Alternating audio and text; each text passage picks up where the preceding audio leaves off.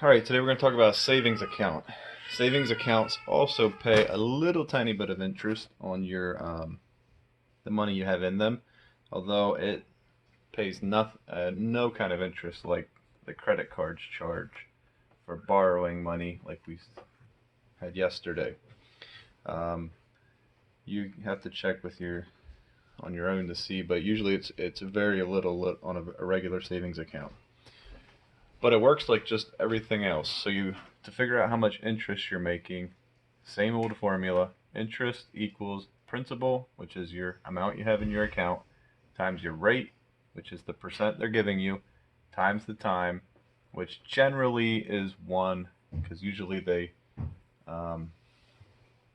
give you your interest payment once a year. So, for instance, if you had $1,000 in your savings account at 0.5%, which is probably down the line of what they give you, that 0.5% would mean for 1 year. So it'd be times 1. So you don't even have to go times 1. So 1% of $1,000 would be $10. So 0.5% would be $5. So your interest would be $5 on $1,000 in a year if they're giving you 0.5%. Now, if they pay you semi-annually, if they say they're giving you 0.5%, you're going to divide that number in 2 for the half a year. So if they're paying you semi-annually or twice a year, if they're paying 0.5%, that means that every half year you're getting 0.25% or half of 0.5%. So if you're getting $5 in a year, you'll be getting $2.50 the first 6 months. Then they'll add that in, it'll be $1,250, and then the other half of the year you'll get another 0.25% times that. So let's just go into your examples here. Excuse the baby. Let's go into the examples here. So the first model problem, we have a deposit of $500 is made on the first day. So they're leaving $500 in their bank account. That's all that's in their savings. And they're getting paid I don't know what kind of savings it is, but that's a good interest rate. 3.5% interest, and it's paid semi-annually. So you'll take principal times rate, $500 times 0.035, and that will come out to $1,750, I believe. And then you need to take that times 0.5 or divide it by 2, whichever you prefer, to get down to half a year, which will be $875. So if you want to do this all in a row, if you want to go principal times rate times time, you will go 500 times rate, 3.5%, times 1/2 or 0.5. So I should put this all in decimals. 500 times 0.035 times 0.5 is your principal, 500, your rate, 3.5%, your time, half a year, because it's a semi-annual payment, and that should equal $875.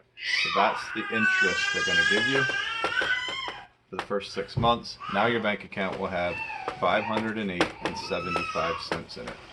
Alright, now they're going to ask you things like, how much interest are you getting per day if they're giving you 5%, or by quarter. So this isn't too hard. Let's say you have a bank account that's giving you 3%, and they're compounding your interest daily. So basically what this means is that they haven't figured out how much interest they're paying you per day. They're adding the interest rate into your balance, and you're getting paid interest on your interest. Let me show you how this works. So you have a balance of $450. Alright, so if you're getting paid 3% on your savings account, that means 3% for the year. So every quarter you're getting paid 4 quarters in a year, so you just divide the 3% by 4, or take it times 0.25, and that should come out to 0.0075. So you're getting 0.75% every quarter. Now, if you want to figure out how much that is per day, you will take your quarter and figure out how many days are in that quarter. And in the quarter we're figuring out here, they're going to go with October, November, December. That's 92 days in that quarter. And therefore, if you divide this by 92, you will get to a daily rate of 0.000815. Alright, now what you need to figure out now is, this is what you're getting paid per day. Alright, so if you take this $450,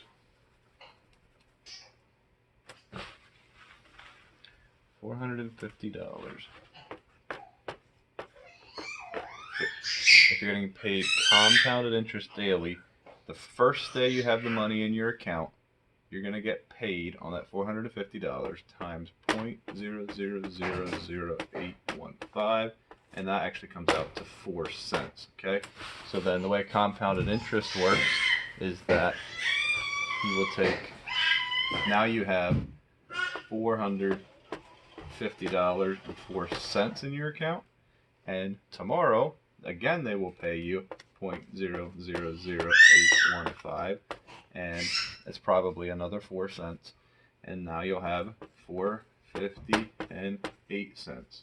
And then the next day again, so they're paying you, eventually it'll start adding up, maybe it'll start rounding up and you'll get paid more and more, but you're getting paid interest on the 4 cents. The next day you're getting paid interest on the $4.50 plus the 8 cents. Alright, and it just keeps compounding.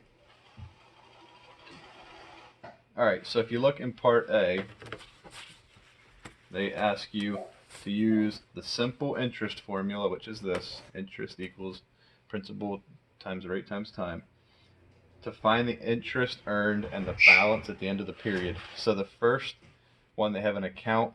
We'll give the account number, which doesn't really matter to you much, but your rate of interest is 3.5%, your balance is $240, and they want to know and the interest period is 1 year, so they're paying you the interest at the end of the year. So you're going to take your balance, your $240, alright, you're going to take it times 3.5%, you're going to come up with your interest, which is going to be $8.40. So your balance at the end of a year, if you let that money lay, it's just that $240 that's in your bank account all year, you'll have $248.40. Alright, so that's how all of those will work in part A. The next part, find the daily interest rate for each quarter. So here again, basically, let's just do number 5. So you have an interest rate of 3.5%, and like I said, when they give you an interest rate, it's for the whole year. So if you need to first break it down into a quarter to get it into numbers you can work with.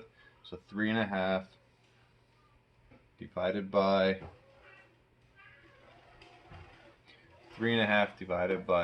4.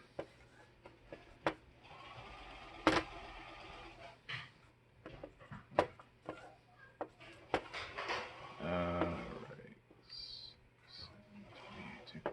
0.875. So 0. So for the quarter, it's going to be 0.00875 every quarter, and then there's probably like 91 days, I believe, in that quarter. 91 days. So you divide this number by 91, and you should come out to 0.00096 is what they're paying you per day. All right, hopefully that makes sense. Again, if you have any questions, you can ask.